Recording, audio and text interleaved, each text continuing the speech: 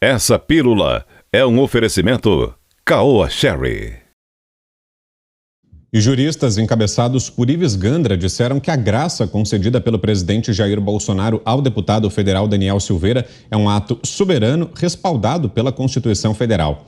Adilson Dalari, Dirceu Raus, Fernando Azevedo, Ivan Sartori, Janaína Pascoal, Mariane dos Santos, Modesto Carvalhosa, Samanta Marques, Sérgio Redó e Gandra assinam o documento. Em nota divulgada nesta quinta-feira, os juristas argumentam que a graça é consolidada no ordenamento jurídico brasileiro, prevista desde a Constituição de 1824. Em trecho do texto, eles declaram, abre aspas, a graça é instituto clássico no ordenamento jurídico brasileiro, previsto desde a Constituição de 1824. Trata-se de ato de clemência de que o chefe do Poder Executivo pode lançar mão em observância ao princípio da separação dos poderes, por meio do sistema de freios e contrapesos. Fecha aspas. Os juristas disseram que examinaram o decreto sem qualquer radicalismo ou viés político. Marques é professora titular de Direito Constitucional da Uninove e Sérgio Azevedo Redó é o presidente da Ação Paulista de Imprensa.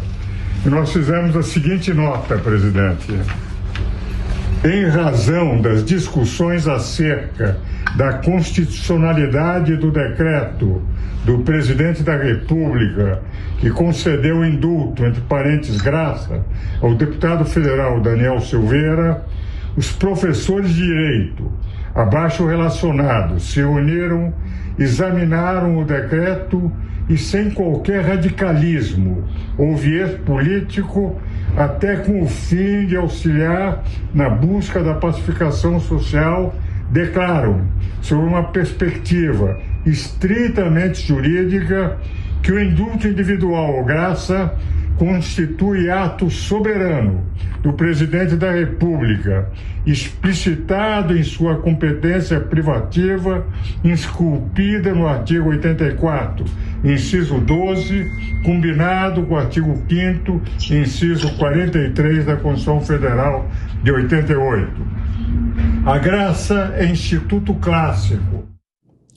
A Advocacia Geral da União defendeu, nesta sexta-feira, o perdão concedido pelo presidente Jair Bolsonaro ao deputado Daniel Silveira e disse que a medida não pode ser revista pelo Legislativo, nem pelo Judiciário, nem pelo Legislativo. A manifestação foi enviada à Justiça Federal do Rio de Janeiro em uma ação popular contra o decreto presidencial e o posicionamento da AGU é de que o indulto é um ato soberano. Começo com você, Ana, que nos diz desse documento importante divulgado por esse grupo de juristas. Não, muito importante esse documento, Vitor, até porque o doutor Ives Gandra, e aqui eu recomendo mais uma vez a entrevista que ele deu junto com a deputada Janaína Pascoal e a doutora Tameia Danelon, o nosso querido mestre Augusto Nunes, no Direto ao Ponto, né? Foi exatamente um bate-papo em relação ao que estava acontecendo, ao que está acontecendo no caso Daniel Silveira, mas também a essa interferência teimosa, sistemática e endêmica do judiciário em outras esferas e outras prerrogativas de outros poderes, como no executivo e no legislativo.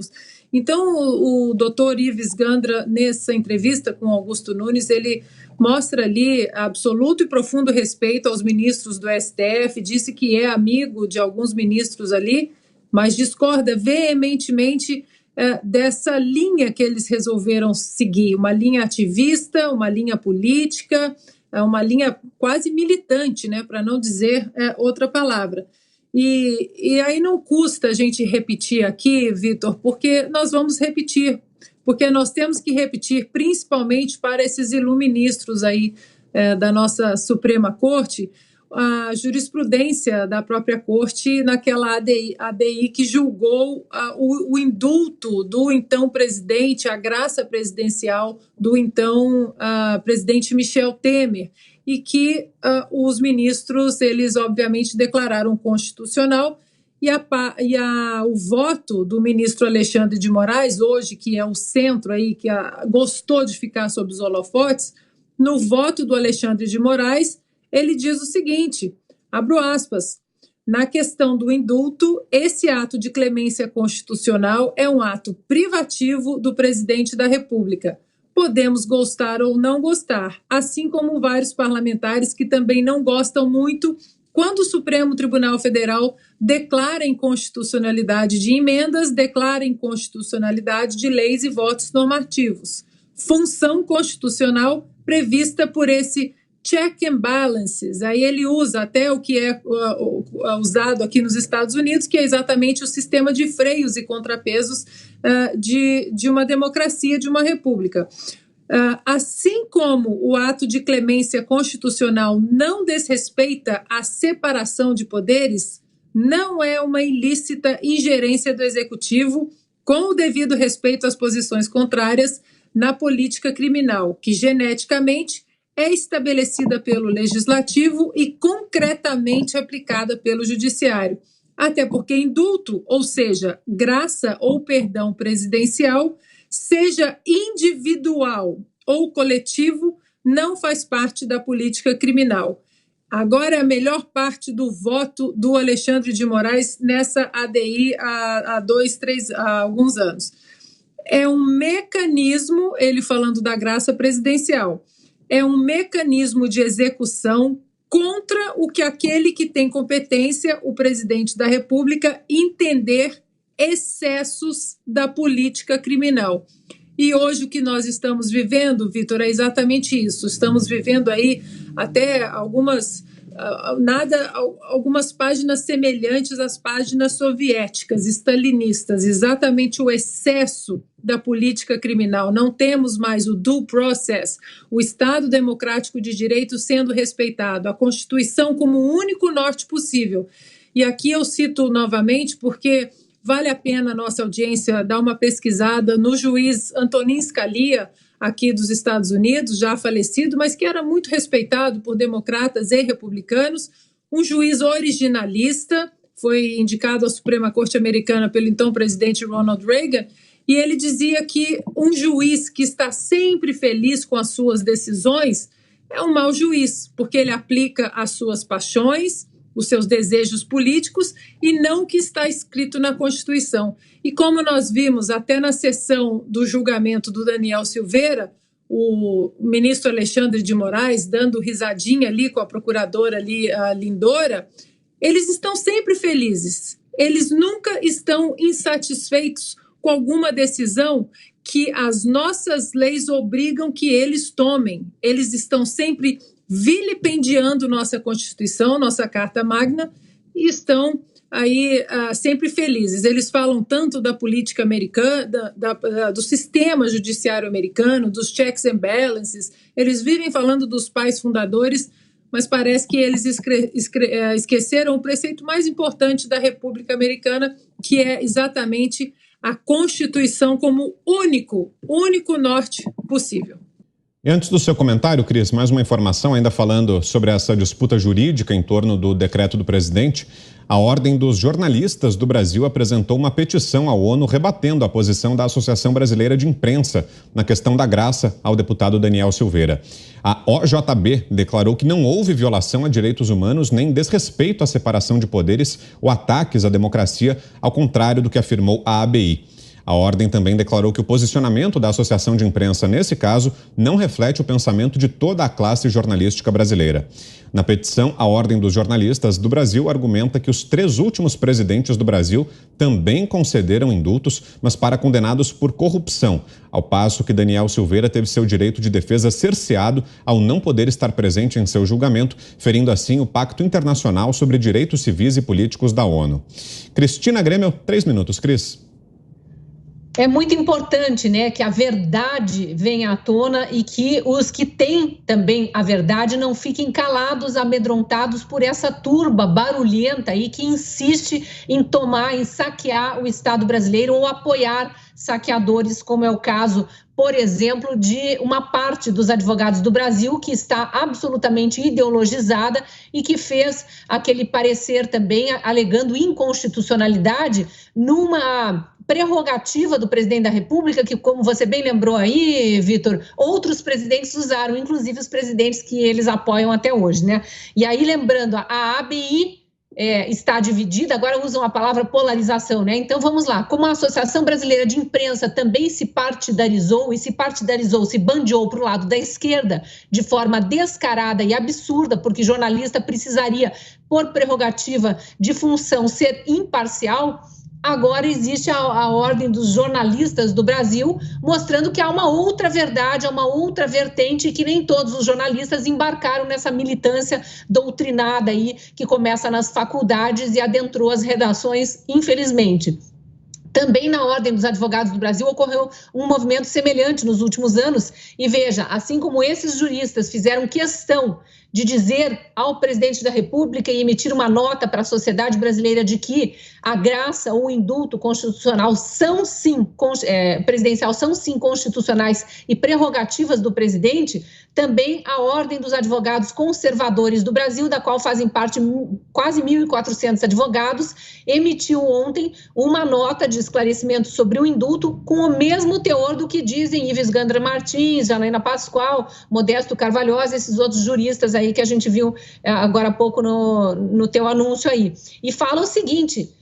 vai por itens, né? Essa nota da OACB, que é a Ordem dos Advogados Conservadores do Brasil, fala o seguinte: um dos motivos da criação e manutenção da OACB é a discordância de seus associados com desvio de finalidade da OAB por parte dos diretores, que a têm utilizado para fins político-partidários em detrimento de seus objetivos primazes. Aí lembra que mesmo que com a troca recente na diretoria e na presidência da OAB, esse partidarismo continuou. Fala que acerca do indulto concedido ao deputado Daniel Silveira, a OACB tem franco entendimento de que se trata de prerrogativa exclusiva do presidente da República. E cita os artigos e os parágrafos da Constituição, inciso ali, que dizem respeito a isso. E aí relembra o seguinte, muito importante: o parecer elaborado pelo advogado Lênio Streck, aprovado pela Comissão Nacional de Estudos Constitucionais da OAB, não representa o entendimento uníssono da categoria, não sendo o critério de autoridade utilizado o suficiente para batizá-lo em nível superior aos ditames constitucionais. O que os advogados conservadores estão dizendo? Não é porque existe um conselho para análises constitucionais dentro da OAB que a opinião deste conselho ou do presidente deste conselho, que é um petista de carteirinha, seja a opinião de todos os advogados do Brasil. E aí, aqui na nota de esclarecimento dos advogados conservadores, eles ainda revelam que o advogado Lênio Streck, que assina esse parecer contrário à graça, ao indulto presidencial, tem notórias ligações com o Partido dos Trabalhadores, é apoiador de Luiz Inácio Lula da Silva, sendo que parte de suas atividades é colaborar com artigos para o site do PT. Que lindo, né? E aí a participação no grupo de advogados conhecido como Prerrogativas também, que ajudou a aproximar Lula de Alckmin. Então, olhe como este advogado não pode falar em nome da categoria toda, jamais poderia estar emitindo notas. E aí esse grupo de advogados pede anulação do parecer. Na verdade, não são os advogados da OACB, é um outro grupo de advogados que pede anulação do parecer que a Ordem dos Advogados do Brasil emitiu aí, apontando inconstitucionalidade no decreto do presidente, no decreto da graça presidencial. E esse parecer agora vai ter que ser analisado internamente na OAB. Então, veja, é importante que, nesse momento, a OAB esteja dividida para deixar claro para a sociedade que não são todos os advogados do Brasil que estão compactuando com esses crimes que vêm sendo cometidos de desrespeito à Constituição. Valeu, Cris. Você, Mota, 3 minutos.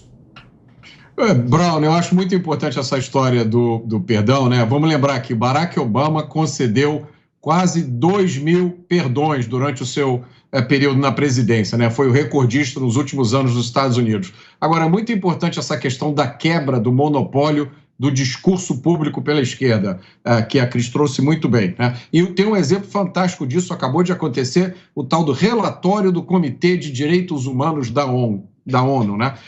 Esse relatório, na verdade, esse comitê é um comitê de 18 especialistas independentes, cuja função é monitorar cumprimento das cláusulas de um pacto sobre direitos humanos e direitos civis.